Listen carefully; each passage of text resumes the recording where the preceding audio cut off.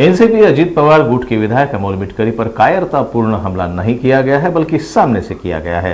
बाजारों अमोल मिटकरी राज साहब की आलोचना करते समय गलत शब्दों का प्रयोग करेंगे तो हम आपके अजीत दादा की इज्जत उतारने में संकोच नहीं करेंगे, ऐसी चेतावनी महाराष्ट्र नवनिर्माण सेना के प्रवक्ता योगेश चिले ने दी है। बाजारू अमोल मिटकरीने आता पत्रकार परिषद घेतली आणि त्यात तो बोलतोय की मनसेने माझ्यावर भ्याड हल्ला केला। अरे बाजारू, त्याला भ्याड हल्ला बोलत नाहीत। तुझ्या कार्यालयात घुसून तुझ्या कार्यकर्त्यांच्या समोर तुझी गाडी फोडली आहे त्यांनी, त्यावेळी तुला तुझ्या कार्यालयात लपून बसावं लागलं, कार्यकर्त्यांच्या मागे लपून बसलास तू। याला भ्याडपणा बोलतात। नेता असतो ना, नेता तो पुढे उभा राहतो, असा कार्यकर्त्यांच्या मागे लपत नाही। आणि तू महाराष्ट्र नवनिर्माण सेना संपवणार। अरे तिकडे तुझ्या पवार साहेबांनी जर केस जिंकली तर तुझ्या त्या झोलर दादाला 70,000 करोडचा झोल केलाय ना, त्या झोलर अजित दादाला कटोरा घेत फिरावं लागेल, माझ्या पक्षाला नाव द्या, माझ्या पक्षाला चिन्ह द्या बोलत। त्यामुळे दुसऱ्याकडून भिकेवर मिळालेला पक्ष आहे त्याच्यावर जास्त उडू नका।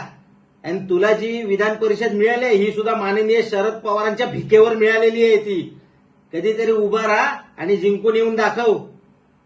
आणि तुझ्या दादामध्ये जर एवढी हिंमत असेल तर सगळे आमदार बाजूला ठेव, भाजपला बाजूला ठेव, शिंदेला बाजूला ठेव आणि माझ्यासारख्या सर्वसामान्य घरातून आलेल्या तरुणांना आमदार बनवून दाखव, बघू किती यशस्वी होतोय ते। माननीय राजसाहेबांनी निदान आमच्यासारख्या ज्यांना कोणतीही पार्श्वभूमी नाहीये राजकारणाची, अशा मुलांना राजकारणात आणलं, चांगल्या लेव्हलवरती घेऊन गेले। तुझ्या दादासारखे आमदार फोडले नाहीत काकांचे। आमचे साहेब ज्यावेळी बाहेर पडले त्यावेळी एकही आमदार घेऊन बाहेर पडले नाहीत। तुझा दादा 40 आमदार चोरून घेऊन बाहेर पडलेला आहे, 70,000 करोडचा झोल करून बाहेर पडलेला आहे। तू काय माननीय राजसाहेबांबद्दल बोलतोस? याच्या पुढे परत जर कधी माननीय राजसाहेबांबद्दल चुकीच्या शब्दांमध्ये बोललास तर याच्याहून वाईट शब्दांमध्ये माननीय अजितदादा पवारांबद्दल बोललं जाईल। आता अजितदादा पवार बोलतोय, माननीय बोलतोय।